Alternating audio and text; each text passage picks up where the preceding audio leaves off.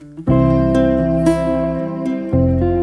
दोस्तों, राधे राधे। स्वागत है आपका हमारे चैनल में। आज मैं आपको कहानी सुनाने जा रही हूँ। महाभारत युद्ध का सबसे बड़ा खलनायक कौन था? तो कहानी को पूरा जरूर सुनिएगा। आमतौर पर खलनायक एक ऐसा बुरा व्यक्ति होता है जिसमें आम मानवीय भावनाएं नहीं होती हैं। वह धर्म विरुद्ध आचरण करता है और अपनी शक्ति का दुरुपयोग करता है।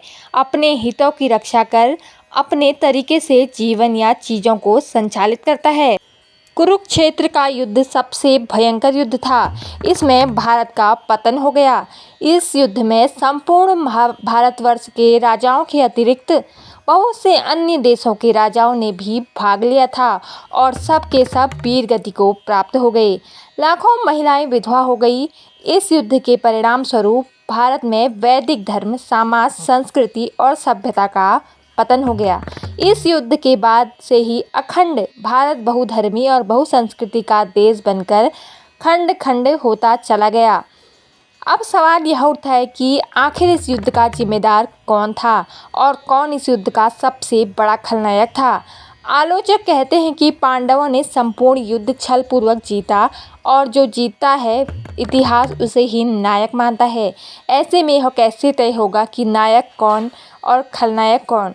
महाभारत युद्ध में सबसे बड़ा खलनायक कौन था? सभी इसका जवाब या तो शकुनी देंगे या फिर दुर्योधन। हो सकता है कि कुछ लोग धृतराष्ट्र या दुशासन का नाम लें, या यह भी हो सकता है कि कुछ लोग कर्ण या भीष्म का नाम भी ले सकते हैं। तो आइए आज हम इस कहानी के माध्यम से जानते हैं कि कौन था सबसे बड़ा खलनायक। कौरवों की ओर से दुर्योधन व उसके 99 भाइयों सहित भीष्म, द्रोणाचार्य, कृपाचार्य, कर्ण, अश्वत्थामा व अन्य युद्ध में शामिल थे। पांडवों की ओर से युधिष्ठिर व उनके 4 भाई भीम, नकुल, सहदेव, अर्जुन, अभिमन्यु, घटोत्कच, विराट, द्रुपद, धृष्टद्युम्न, शिखंडी, पांड्यराज, युधिष्ठिर, कुंती भोज, उत्तमौज, शैव्य और अनुपराज नील युद्ध में शामिल थे। इस तरह सभी महारथियों की सेनाओं को मिलाकर कुल 1 करोड़ से ज़्यादा लोगों ने इस युद्ध में भाग लिया था। उस काल में धरती की जनसंख्या ज़्यादा नहीं थी। श्री कृष्ण की सेना बड़ी थी। दुर्योधन की ओर से पांडवों और कौरवों द्वारा युद्ध में यादवों से सहायता मांगने पर श्री कृष्ण ने पहले तो युद्ध में शस्त्र न उठाने की प्रतिज्ञा की और फिर कहा कि एक तरफ मैं अकेला और दूसरी तरफ मेरी नारायणी सेना होगी। अब अर्जुन व दुर्योधन को इनमें से एक का चुनाव करना था। अर्जुन ने तो श्री कृष्ण को ही चुना। तब श्री कृष्ण ने अपनी एक अक्षौहिणी सेना दुर्योधन को दे दी और खुद अर्जुन का सारथी बनना स्वीकार किया। इस प्रकार कौरवों ने 11 अक्षौहिणी तथा पांडवों ने 7 अक्षौहिणी सेना एकत्रित कर ली थी। पहला खलनायक भीष्म। कुछ विद्वान कहते हैं कि देवव्रत अर्थात भीष्म को खलनायक माना जाना चाहिए। भीष्म ने अम्बा, अंबालिका और अंबिका की भावनाओं को कुचलकर जो कार्य किया वह अमानवीय था, जो किसी भी तरह से धर्म द्वारा उचित नहीं था। इसलिए कहा जाता है कि वे अधर्म के साथ होने के कारण आदर्श चरित्र नहीं हो सकते। लेकिन फिर भी भीष्म को किसी भी तरह से खलनायक नहीं माना जा सकता, क्योंकि भीष्म ने जो भी किया वह हस्तिनापुर के सिंहासन की रक्षा और कुरुवंश को बचाने के लिए किया था। दूसरा खलनायक धृतराष्ट्र। सत्यवती के चित्रांगद और विचित्रवीर्य नामक 2 पुत्र हुए। पहला अल्पावस्था में मर गया तो दूसरे का विवाह काशी नरेश की पुत्री अंबिका और अंबालिका से किया गया, लेकिन इन दोनों से विचित्रवीर्य को कोई संतान नहीं हुई। तब सत्यवती ने अपने पराशर से उत्पन्न पुत्र वेदव्यास के माध्यम से अंबिका और अंबालिका से पुत्र उत्पन्न कराए। अंबिका से धृतराष्ट्र और अंबालिका से पांडु का जन्म हुआ। इसी दौरान सत्यवती ने एक दासी से भी वेदव्यास को नियोग करने को कहा, जिससे विदुर का जन्म हुआ। पांडु तो श्रापवश जंगल चले गए थे। ऐसे में धृतराष्ट्र को सिंहासन मिला। गांधारी धृतराष्ट्र से विवाह नहीं करना चाहती थी, लेकिन भीष्म ने अपनी शक्ति का दुरुपयोग कर गांधारी का विवाह धृतराष्ट्र से कराया गया था। लेकिन जब विवाह हो ही गया तब गांधारी ने सब कुछ भूलकर अपना जीवन पति सेवा में लगा दिया। जब गांधारी गर्भ से थी तब धृतराष्ट्र ने अपनी ही सेविका के साथ सहवास किया, जिससे उनको युयुत्सुक नामक एक पुत्र मिला। गांधारी का धृतराष्ट्र के साथ विवाह होने से पहले भी एक और विवाह हो चुका था और ये बात धृतराष्ट्र से छिपाई गई थी। इससे क्रोधित हुए धृतराष्ट्र ने अपने ससुर अर्थात गांधारी के पिता और उनके पुत्रों अर्थात गांधारी के भाइयों को आजीवन कारागार में डाल दिया था। वो वृद्ध और अज्ञानी होने के बावजूद धृतराष्ट्र के मुंह से कभी भी न्याय संगत बात नहीं निकली। पुत्र मोह में उन्होंने कभी भी गांधारी की न्यायोचित बात पर ध्यान नहीं दिया। गांधारी के अलावा संजय भी उनको न्यायोचित बातों से अवगत कराकर राज्य और धर्म के हितों की बात बताता था, लेकिन वे संजय की बातों को भी नहीं मानते थे। वे हमेशा ही शकुनी और दुर्योधन की बातों को ही सच मानते थे। वह जानते थे कि उनका पुत्र अधर्म और न्याय के मार्ग पर चल रहा है, फिर भी वे पुत्र का ही साथ देते थे। अधर्म का साथ देने वाला कैसे खलनायक नहीं हो सकता। तीसरा खलनायक दुर्योधन। दुर्योधन की जिद, अहंकार और लालच ने करोड़ों लोगों को युद्ध की आग में झोंक दिया था। इसलिए दुर्योधन को महाभारत का खलनायक माना जाता है। महाभारत की कथा में ऐसा प्रसंग भी आया है कि दुर्योधन ने काम पीड़ित होकर कुंवारी कन्याओं का अपहरण किया था। द्रुत क्रीड़ा में पांडवों के हार जाने पर जब दुर्योधन भरी सभा में द्रौपदी का अपमान कर रहा था, तब गांधारी ने भी इसका विरोध किया था। फिर भी दुर्योधन नहीं माना था। यह आचरण धर्म विरुद्ध ही तो था। जब दुर्योधन को लगा कि अब तो युद्ध होने वाला है, तो वह महाभारत युद्ध के अंतिम समय में अपनी माता के समक्ष नग्न खड़ा होने के लिए भी तैयार हो गया था। महाभारत में दुर्योधन के अनाचार और अत्याचार के किस्से भरे पड़े हैं। पांडवों को बिना किसी अपराध के उसने ही तो जलाकर मारने की योजना को मंजूरी दी थी। चौथा खलनायक अश्वत्थामा। माना जाता है कि अश्वत्थामा इस युद्ध का सबसे बड़ा खलनायक था, क्योंकि उसके ही अप्रत्यक्ष संचालन में युद्ध चल रहा था। युद्ध में सबसे शक्तिशाली वही एकमात्र योद्धा थे। गुरु द्रोण के पुत्र अश्वत्थामा युद्ध की संपूर्ण कलाओं के ज्ञाता थे। उन्हें संपूर्ण वेदों और धर्मशास्त्रों का ज्ञान था। द्रोण ने अपने शिष्यों को हर तरह की शिक्षा दी थी, लेकिन कुछ ऐसी विधाएं और शिक्षाएं थी जो सिर्फ अश्वत्थामा ही जानते थे। अश्वत्थामा महाभारत युद्ध में कौरव पक्ष के एक सेनापति थे। उन्होंने भीमपुत्र घटोत्कच को परास्त किया था। घटोत्कच पुत्र अजनपर्वा का वध किया था। उसके अतिरिक्त द्रुपद कुमार, शत्रुंजय, बालानिक, जयानिक, जयाश्व तथा राजा श्रुतताओ को भी मार डाला था। उन्होंने कुंती भोज के 10 पुत्रों का वध किया था। जब पिता द्रोण और पुत्र अश्वत्थामा की जोड़ी से महाभारत युद्ध में पांडवों की सेना में भय व्याप्त हो गया था और सेना तितर बितर हो गई थी, तब पांडवों की सेना की हार होते देखकर श्री कृष्ण ने युधिष्ठिर से छल नीति का सहारा लेने को कहा, लेकिन युधिष्ठिर इसके लिए तैयार नहीं हुए। सभी के कहने के बाद में युधिष्ठिर माने। इस योजना के तहत युद्धभूमि पर यह बात फैला दी गई कि अश्वत्थामा मारा गया। जब गुरु द्रोणाचार्य ने धर्मराज युधिष्ठिर से अश्वत्थामा के मारे जाने की सत्यता जानना चाही, क्योंकि द्रोण जानते थे कि युधिष्ठिर कभी झूठ नहीं बोलेंगे, तो युधिष्ठिर ने जवाब दिया, हाँ अश्वत्थामा मारा गया, परंतु हाथी।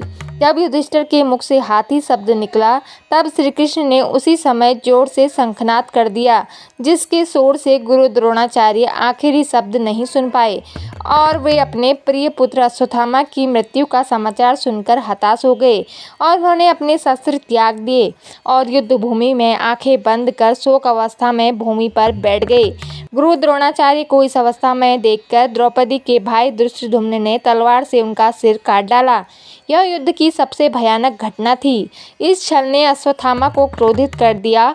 अश्वत्थामा ने अपने पिता द्रोणाचार्य की निर्मम हत्या का बदला लेने के लिए पांडवों पर नारायण अस्त्र का प्रयोग किया, जिसके चलते पांडवों की सारी सेना मारी जाती है।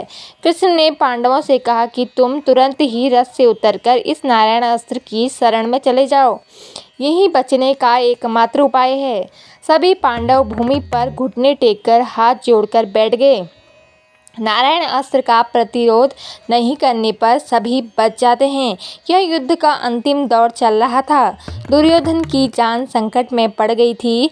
वह भीम से गदा युद्ध में हार गया था।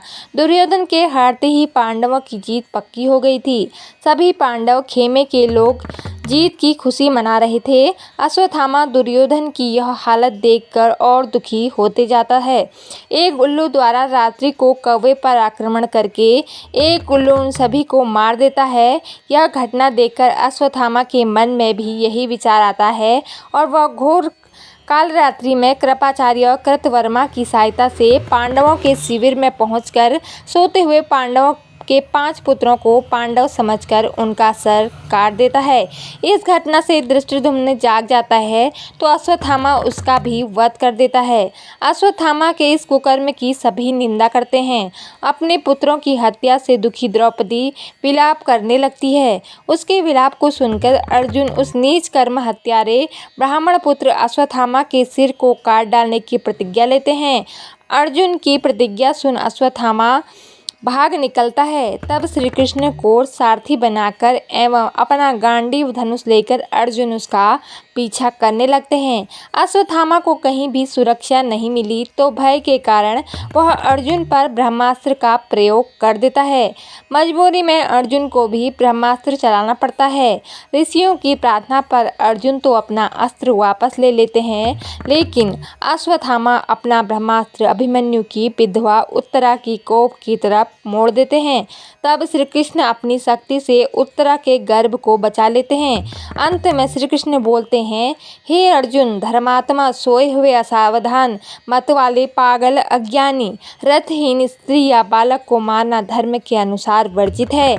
इसने धर्म के विरुद्ध आचरण किया है। सोए हुए निरपराध बालकों की हत्या की है। जीवित रहेगा तो पुनः पाप करेगा।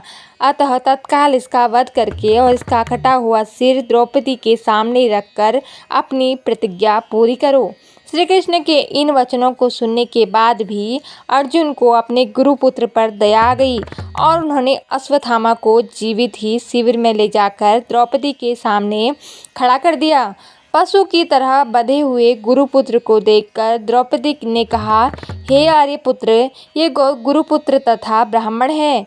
ब्राह्मण सदा पूजनीय होता है और इसकी हत्या पाप है। आपने इनके पिता से इन अपूर्व शस्त्र शास्त्रों का ज्ञान प्राप्त किया है। पुत्र के रूप में आचार्य द्रोण ही आपके सम्मुख बंदी रूप में खड़े हैं। इनका वध करने से इनकी माता कृपी मेरी तरह ही दुखी होकर पुत्र शोक में विलाप करेगी। पुत्र से विशेष मोह होने के कारण ही वह द्रोणाचार्य के साथ सती नहीं हुई। कृपी की आत्मा निरंतर मुझे कोसेगी। इनका वध करने से मेरे पुत्र लौटकर तो वापस नहीं आ सकते, अतः आप इन्हें मुक्त कर दीजिए। द्रौपदी के इन धर्मयुक्त वचनों को सुनकर सभी ने उनकी प्रशंसा की। इस पर श्री कृष्ण ने कहा, हे अर्जुन, शास्त्रों के अनुसार पतित ब्राह्मण का वध भी पाप है और आतताई को दंड देना भी पाप है। अतः तुम वही करो जो उचित है। उनकी बात को समझकर अर्जुन ने अपनी तलवार से अश्वत्थामा के सिर के केस काट डाले और उसके मस्तक की मणि निकाल ली। मणि निकल जाने से वह श्रीहीन हो गया। बाद में श्री कृष्ण ने अश्वत्थामा को 6000 साल तक भटकने का श्राप दे दिया। अंत में अर्जुन ने उसे उसी अपमानित अवस्था में शिविर से बाहर निकाल दिया। अब जानिए सबसे बड़ा खलनायक कौन था। बहुत से लोग कहते हैं कि शकुनी नहीं होता तो महाभारत का युद्ध नहीं होता। सब कुछ ठीक चल रहा था। कौरवों और पांडवों में किसी प्रकार का मतभेद नहीं था, लेकिन शकुनी ने दोनों के बीच प्रतिष्ठा और सम्मान की लड़ाई पैदा कर दी। शकुनी ने ही दुर्योधन के मन में पांडवों के प्रति वैराग्य भाव बैठा दिया। शकुनी ने सिर्फ यही कार्य नहीं किया, उसने दुर्योधन सहित धृतराष्ट्र के सभी पुत्रों के चरित्र को बिगाड़ने का कार्य भी किया। उसका दिमाग छल कपट और अनीति से परिपूर्ण था। शकुनी मामा कौरवों के भी दुश्मन थे। गांधारी की इच्छा के विरुद्ध भीष्म ने उसका विवाह धृतराष्ट्र से कराया था। यह बात शकुनी भूला नहीं था। उसने अपने तड़पते पिता की मृत्यु को देखा था।